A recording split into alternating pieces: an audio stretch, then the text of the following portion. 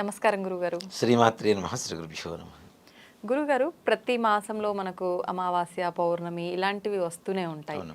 అయితే ప్రత్యేకించి ఇప్పుడు వైశాఖ మాసంలో వచ్చే పౌర్ణమికి విశిష్టత ఉంది అని చెప్తుంటారు. ఈ మాసంలో వచ్చే పౌర్ణమికి ఎంత విశిష్టత ఉంది? ఆ రోజు మనం ఎటువంటి కార్యక్రమాలు చేయాల్సి ఉంటుంది గురుగారు? పౌర్ణమి అంటేనే నిండు చంద్రుడు. హ్మ్. చంద్రమా మనసే జాతః అని శాస్త్రం చెప్తోంది. హ్మ్. అంటే చంద్రుడు మనఃకారకుడు అవుతున్నాడు.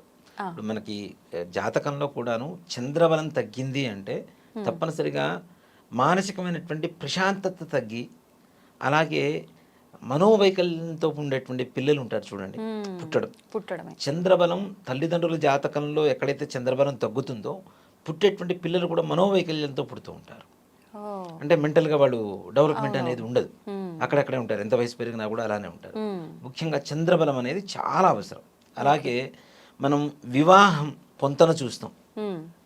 వివాహం చేసేటప్పుడు ముహూర్తాలు పెడతాం, లేదా గృహప్రవేశ ముహూర్తం పెడతాం, ఉపనయనానికి ముహూర్తం పెడతాం. వాటిల్లో తారాబలం చంద్రబలం తదేవ అని చెప్పి చెబుతూ ఉంటారు.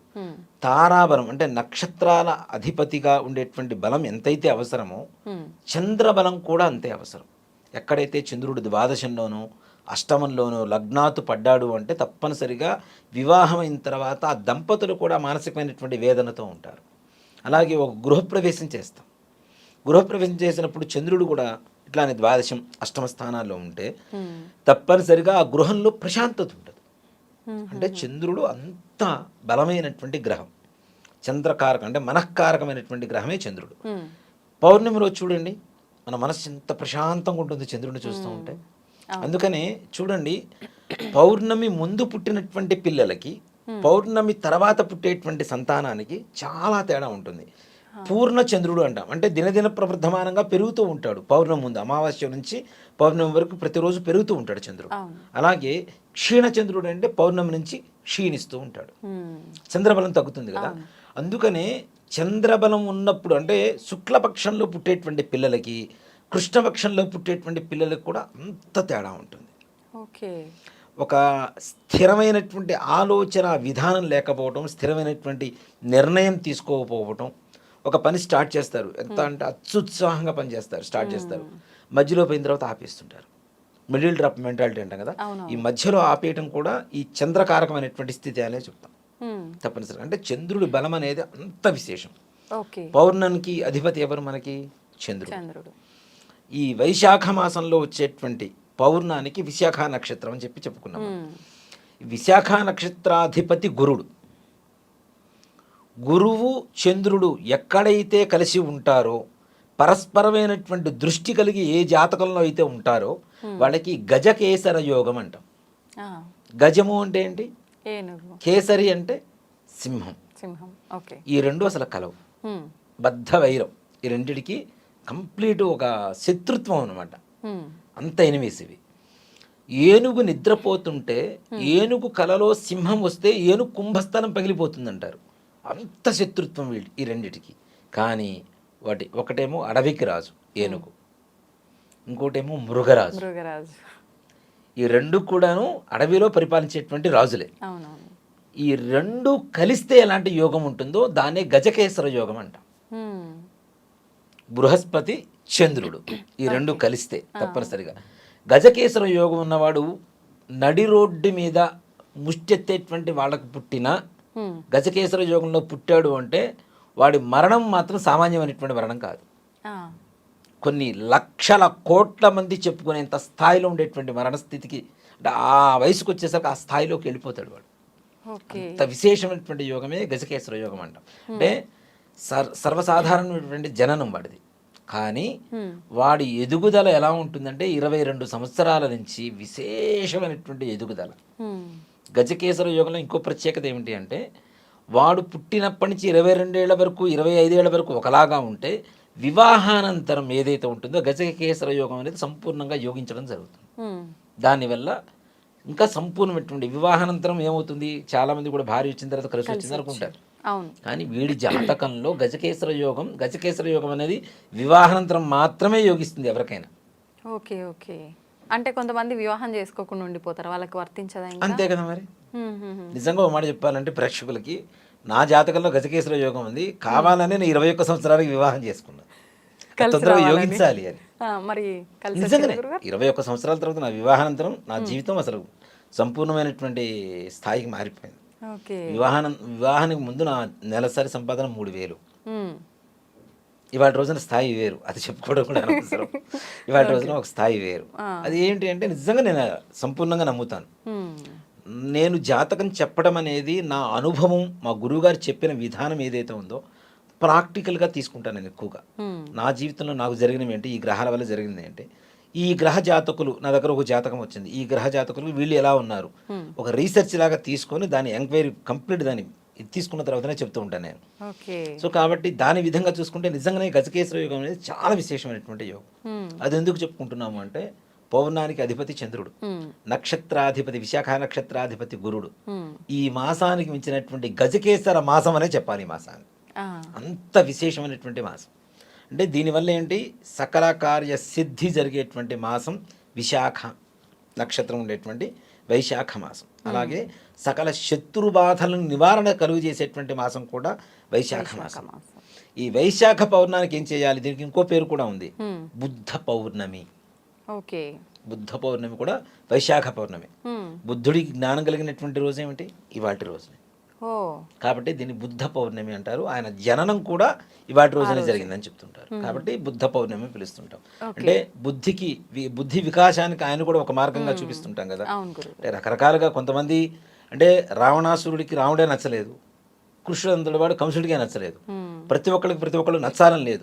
దాంట్లో చూసేటువంటి కోణాన్ని బట్టి ఉంటుంది. ప్రతి వ్యక్తి దగ్గర కానీ ఎవరి దగ్గరైనా ఉండేటువంటి మంచిని తీసుకుంటే బాగుంటుంది. చెడు గురించి వాడు అనుభవిస్తాడు, అది మనకు సంబంధం లేదు. కానీ ఇక్కడ బుద్ధి వికాసం అనేది బుద్ధుడికి జరిగింది కాబట్టి ఈ బుద్ధ పౌర్ణమి కూడా వైశాఖ పౌర్ణమి. నిజంగా పిల్లలు బుద్ధి వికాసం కలగాలన్నా, మీరు చెప్పిన మాట వినాలన్నా, లేదు మనకి సత్సంతానం కలగాలన్నా, తప్పనిసరిగా పిల్లలు పుట్టాలన్నా, ఇప్పుడు ఎట్లాగో మూఢాలు కాబట్టి మనకు ముహూర్తాలు లేవు కాబట్టి నిజంగా బ్యాడ్ అనే అది చెడు అనే చెప్పాలి. వైశాఖ మాసంలో ఈ పౌర్ణమి ఇట్లాంటి రోజులో వివాహం జరిగితే చాలా విశేషమైనటువంటి యోగం కలుగుతుంది. పౌర్ణమి రోజు వివాహాలు ఉంటాయమ్మ. చాలా మంది కూడాను పౌర్ణమి రోజు వివాహం చేయకూడదు అని చెప్పి చాలా మంది చెప్తుంటారు. పౌర్ణమి రోజున సంపూర్ణమైనటువంటి చంద్రవరం కలుగుతుంది. వైశాఖ మాసంలో గురుగ్రహ అనుగ్రహం కూడా జరుగుతుంది. కాబట్టి వైశాఖ పౌర్ణమిలో వివాహం చేసుకోవడం కూడా చాలా విశేషమైనటువంటి కార్యక్రమంగా చెప్పవచ్చు. అలాగే ఈ వైశాఖ పౌర్ణానికి ఏం చేస్తారు అంటే నైమిషారణ్యం అని చెప్పి ఒక ప్రదేశం ఉంది మనకి. అంటే మనం చెప్పుకునేటువంటి వ్రత కథలు ఏవైతే ఉన్నాయో అన్నీ కూడాను నైమిషారణ్యంలోనే ప్రారంభమైనవి. ఎక్కడ, నైమిషారణ్యంలో సౌనకాది మహాములందరికీ సూత మహాముని చెప్పడమే ఈ కథలన్నీ కూడా, వ్రత కథలన్నీ కూడా. ఏకదా నైమిషారణ్యే ఋషిజ సౌనకాదయ అని చెప్తూ ఉంటాం.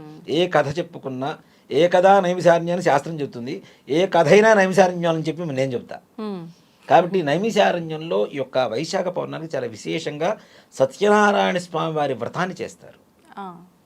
అలాగే మనం ప్రతి మాసం చేసుకునేటువంటి అవకాశం లేకపోయినా సంవత్సరానికి ఒక్కసారి చేసుకుంటుంటారు కొంతమంది. చాలా మంది కార్తీక మాసంలో చేసుకుంటుంటారు. కానీ వైశాఖ మాసంలో చేసుకోవటం వల్ల సంపూర్ణమైనటువంటి ఈ గజకేశ్వర యోగానికి సంబంధించినటువంటి గురుగ్రహ చంద్రగ్రహ అనుగ్రహం పరిపూర్ణంగా కలుగుతుంది. ఓకే. తప్పనిసరిగా. అలాగే లక్ష్మీదేవి అనుగ్రహం కలుగుతుంది. చూడండి, ఎక్కువగా మనం శుక్రవారం లక్ష్మీదేవిని బాగా పూజ చేస్తాం.